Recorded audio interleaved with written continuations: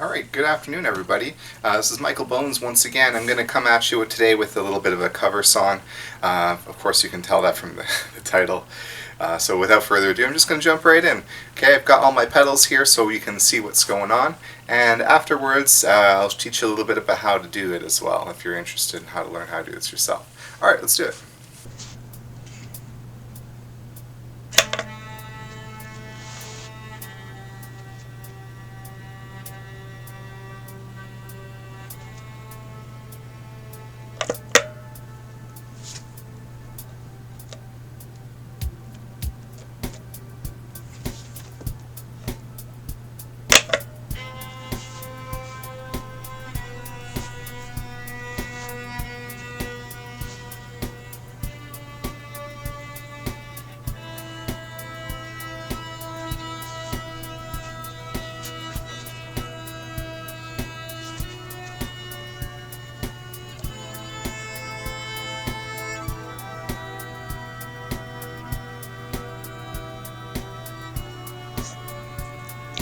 Legend of the Phoenix. It all comes with beginnings. What keeps our planet spinning? These thoughts from the beginning. No.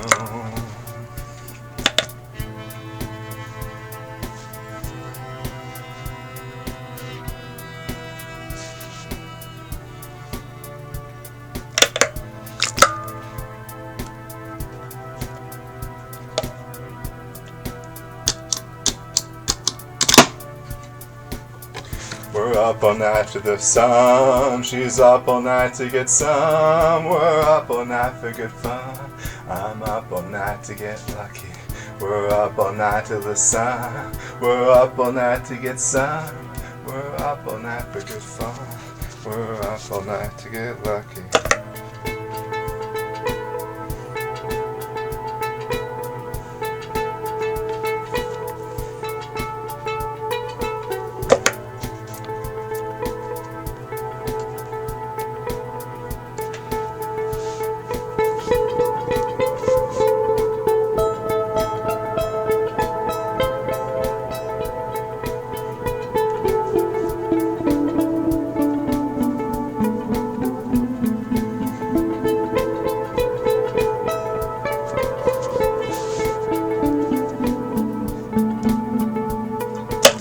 We're up all night to get some. She's up all night for good fun. We're up all night to get some. She's up all night to get lucky. Your present has no rhythm. Move with keeps on giving. So what am I feeling? Wanna leave, I'm with it. So we've come so far to give up who we are. So let's raise our cup and on to the stars.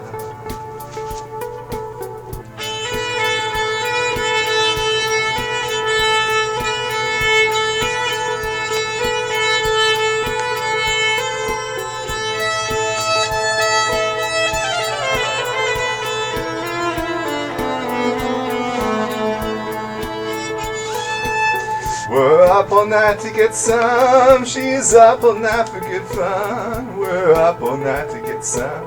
She's up all night to get lucky. We're up all night to get lucky. She's up all night to get lucky. We're up all night to get lucky.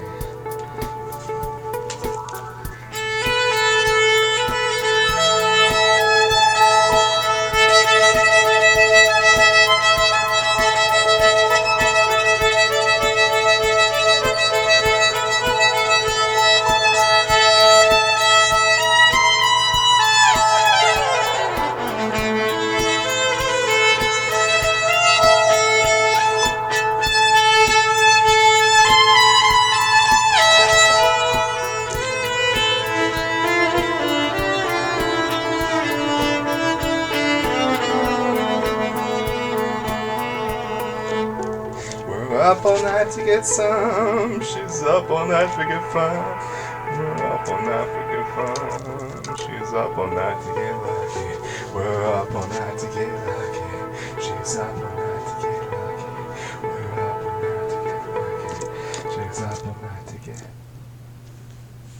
All right, thank you so much. A little bit of intonation there on the run, but otherwise, it's a live performance, so things happen. This is why we practice. All right, until next time, stay cool, my babies.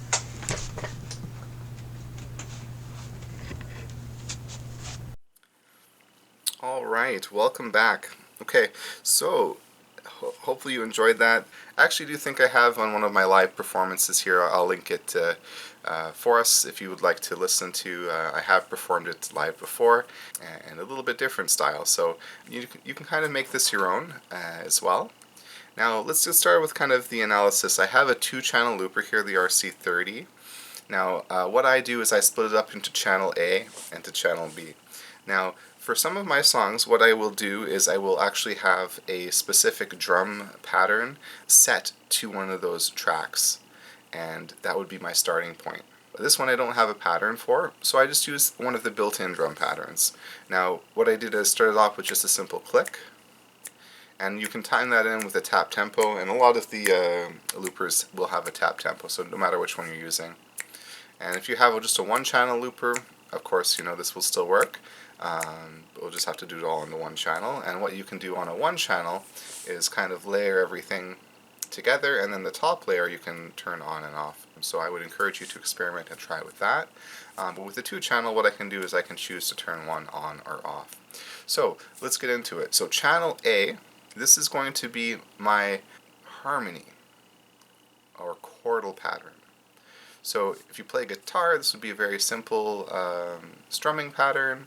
If you play keyboards, it would be very blocked chords.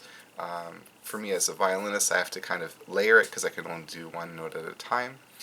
Technically, I could probably do double stops, but I'd rather have better intonation.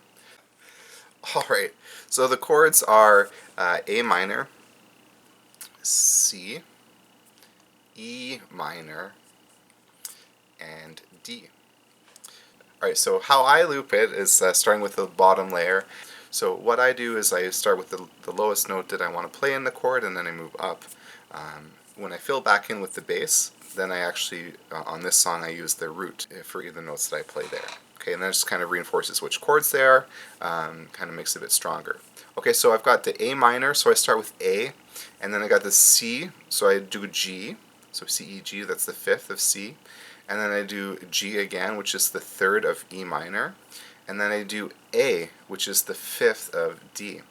Okay, then the next loop I go through, I usually kind of would change the drums here as I wait for the loop to go through, because I need to wait for it to record first to add the next layer. I know you can change the settings to avoid having to do that.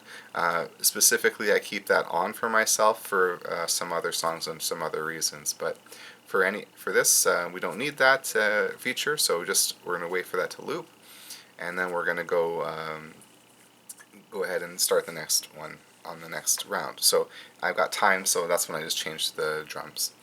So from there, then what I'll do is do the second layer. So we've already got A, so I add the C. So I've got A and C of A minor, and then I've got G already.